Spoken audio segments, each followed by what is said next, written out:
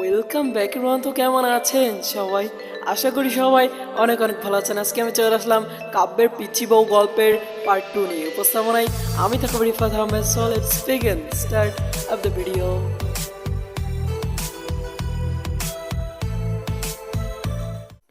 আমি শাড়ি পরতে পারি না, বড় বড় কথা বলতে পারো আমি ছোট না, কাপড়টাই পরতে পারো না। আর হ্যাঁ, কাপড় পরাতে পারলেও আমি তোমাকে কাপড় পরিয়ে দিব না, নিজে পরে নাও। আমি বললাম, বাবা, ও বাবা, আপনার ছেলে আমাকে শাড়ি পরিয়ে দেয় না। মীরা বলল, ওই চুপ করবি তুই, চুপ কর। হ্যাঁ, আমি বাবাকে বলবো তুমি রাতে শাড়ি টেনে হিসড়ে খুলে এখন পরিয়ে দিচ্ছ না। মীরা বলল, কি? হে আল্লাহ, এই মেয়েটার কথা শুনে মনে হচ্ছে 7 আপকে বিষ ভেবে খেয়ে মরে যায়।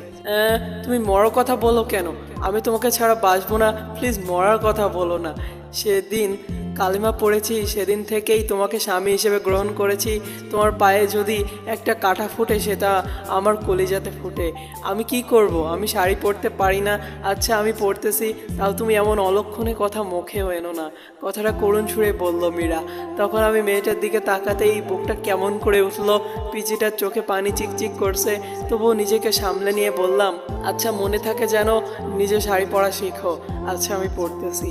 বলে পিচি মেয়েটা শাড়ি পরছে, কিন্তু এ কি, শাড়ি পরছে নাকি শরীরে কাপড় পেঁচাচ্ছে, এটা দেখে আমি নিজের অজান্তে হেসে ফেললাম। তখন মেয়েরা বলে উঠলো, আমি পরতে পারি না। এভাবে হাসার কি হলো? কথাটা বলার সাথে সাথে মীরা শাড়িটা খুলে গেল। তখন আমি অন্যদিকে তাকিয়ে বললাম, লজ্জা শরম কি কিছু মা বাবা শিক্ষা দেয়নি? কেন, আপনি কি কোরআন পড়তে জানেন না? পিচ্ছি মেয়ের মুখে এমন কথা শুনে খানিকটা বিস্মিত হয়ে তারপর প্রশ্ন করলাম, কি বলছো এসব? শাড়ি পরার সাথে কোরআনের কি সম্পর্ক? কেন, আপনি কি জানেন না আল্লাহ তাআলা বলেছেন স্বামী স্ত্রী একে অন্যের পোশাক স্বরূপ? আমি ছোট মানুষ, শাড়ি পরতে পারি না, কোথায় আপনি পরিয়ে দিবেন তা না করে অন্যদিকে ফিরে আছেন। আমার শরীরের প্রতিটা অঙ্গ বৈধভাবে দেখতে পারবেন আপনি, এখানে অন্যদিকে ফিরে থাকার কি আছে? দেন না আমাকে শাড়ি পরিয়ে। কাঁদো কাঁদো ভাব নিয়ে কথাটা বলল মীরা। পিচ্চিটার কথা শুনে আমি পিচ্চির দিকে তাকালাম। পিচ্চিটা লজ্জায় লাল হয়ে গেছে, চোখ বুজে আছে। এবার আমি শাড়িটা খুলে সুন্দর করে কুচি দিয়ে পরিয়ে দিচ্ছি। মেয়েটা চোখ বন্ধ করে আছে। লজ্জায় পিচ্চির সুন্দর মুখটা লাল টমেটো হয়ে গেছে। লজ্জা পেলে যে পিচ্চিটাকে এত সুন্দর লাগে, না দেখলে হয়তো আমার অজানায় থেকে যেত। তারপর ফ্লোরে পরে থাকা শাড়িটা হাতে সম্পূর্ণ কুচি দেওয়ার পর নাভির কাছে গুজে দেওয়ার সময় কেমন যেন কেঁপে উঠলো। পিচির নিঃশ্বাস ভারী হয়ে আসছে, ঠোঁট দুটি কাঁপছে। এদিকে আমি আর নিজেকে কন্ট্রোল করতে পারছি না। পিচির ঠোঁট দুটো হঠাৎ আমার ঠোঁটের সাথে মিশে যাওয়ার আগেই আমার হাতটা ধরে ফেললো। কি হলো? আমি বললাম, প্লিজ আর না, আমি আর পারছি না, শরীরটা থরথর করে কাঁপছে। মীরা বলল, কেন, কি হয়েছে? শরীর খারাপ করলো নাকি? না। এই বলে শাড়ির কুচিটা হাতে নিয়ে নিজেই গুজে দিয়ে বলল, হাদারাম কিছুই বোঝে না, কোথায় হাত দিলে কি হয়। বলেই রুম থেকে বেরিয়ে গেল মীরা। পিচিটার কথা শুনে ফ্লোরে বসে পড়লাম আমি। তার কিছুক্ষণ পর রুম থেকে বের হতেই সবাই হা করে তাকিয়ে আছে আমার দিকে। আমি কি চিড়িয়াখানার বান্দর, যেভাবে সবাই তাকিয়ে আছে? মনে মনে ভাবছি, হিটলারটা আমার জীবনটা নষ্ট করে দিয়ে কিভাবে হা করে তাকিয়ে আছে দেখো। আমার কথা শুনে সবাই একসাথে হেসে দিল। পিচিরা মুখ ধরে হাসছে, ইচ্ছে করছে সব দাঁত ভেঙে দেয়, কিভাবে হাসছে দেখো। সত্যি কি বিয়ে করে চিড়িয়াখানার বান্দর হয়ে গেলাম? এরপর সবাইকে উদ্দেশ্য করে বললাম, কি হলো, সবাই হাসছে কেন, বলবে তো? আমি বললাম, ভাইয়া, তুমি ঠিক মতো লিপস্টিক দিতে পারো না? ভাবি তুমি ভাইয়াকে সুন্দর করে সাজিয়ে দিও। নুসরাত মীরাকে উদ্দেশ্য করে বলল। এদিকে সব কিছু যেন আমার মাথার উপর দিয়ে যাচ্ছে, আমি কিছুই বুঝে উঠতে পারছি না। সবাই হাসতেছে।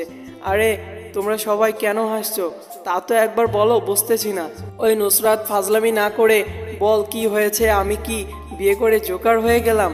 আর তোরা যেভাবে হাসিস মনে হচ্ছে আমি চিড়িয়াখানা থেকে বের হয়ে আসলাম। ভাইয়া, তোমার মুখে লিপস্টিক লেগে আছে, যাও ফ্রেশ হয়ে আসো। নুসরাত বলল, মানে? রাতে পিচিটা এমন কাজ করেছে, নিজের ওপর নিজেরই রাগ হচ্ছে। পিচিটাকে দেখে মিট মিট হাসছে আমার দিকে তাকিয়ে, আর মনে মনে ভাবছে এখন কেমন লাগে রাতে আমাকে ঠকানোর ফল। পিচ্চিকে ঠকালে আল্লাহ বিচার করে। তারপর আমি দৌড়ে চলে গেলাম ওয়াশরুমে, ফ্রেশ হয়ে ব্রেকফাস্ট করে নিলাম। তারপর আবারও রুমে চলে আসলাম। আর এভাবে দিন পার হলো আমার। সন্ধ্যাবেলায় ফোনটা ক্রিং ক্রিং করে বাজছে। আমি ফোন ধরতে ওপাশ থেকে চাপা কান্নার আওয়াজ, ফোনের ওপাশ থেকে কোনো কথা আসছে না, শুধু চাপা কান্নার আওয়াজ ছাড়া। বুকের ভেতরটা হাহাকার করছে, কলিজাটা ক্ষতবিক্ষত হয়ে যাচ্ছে, কারণ ফোনের ওপাশে যে মানুষটি কান্না করতেছে সে আর কেউ নয়, আমার ভালোবাসার মানুষ সাথী। নিজের অজান্তেই চোখ থেকে টুপটুপ করে পানি পড়ছে। এভাবে প্রায় 5 মিনিট পর ওপাশ থেকে সাথী বলল, কি অপরাধ করেছিলাম, কেন করলে আমার সাথে এমন? আমি তো তোমার পায়ের নিচে এক টুকরো জায়গা চেয়েছিলাম, কিন্তু তুমি আমার কলিজাতে ছুরি চালিয়ে দিয়ে বিয়ে করে নিলে। আমাদের 3 বছরের রিলেশনশিপ কিভাবে ভুলবো? তাই সিদ্ধান্ত নিয়েছি সুসাইড করব। যে জীবনে আমার ভালোবাসার মানুষকে পাবো না, সে জীবন রেখে কি করব? সাথী বলল। সাথীর মুখে সুসাইডের কথা শুনে হঠাৎ আমি থমকে গেলাম। আমার মনে হচ্ছে কেউ যেন আমার বুক থেকে কলিজাটা বের করে নিচ্ছে। কি বলবো কিছু ভাবতে পারছি না। তখন সাথীকে বললাম কিভাবে আমার আর মীরার বিয়ে হয়েছে আর কেন আমি বিয়েটা করলাম। সাথীকে বললাম ওই মেয়েকে কাবিনে 6 লক্ষ টাকা দিয়ে আগামী 6 মাসের মাঝেই ডিভোর্স দিয়ে দিব বলে সাথীকে একটা পাপ্পি দিয়ে ফোনটা রেখে দিলাম। কিন্তু ফোন রেখে পেছন দিকে তাকাতেই দেখি পিচ্চিটা আমার পেছনে দাঁড়ানো, চোখ থেকে অশ্রু গলগল করে গড়িয়ে পড়ছে। আমি ফিরে তাকাতেই দৌড়ে রুমে গিয়ে দরজা লক করে দিল। যাওয়ার আগে বলে গেল সে এ জীবন রাখবে না। আমি যাওয়ার আগেই দরজা লক করে দিল পিচ্চিটা। চলবে।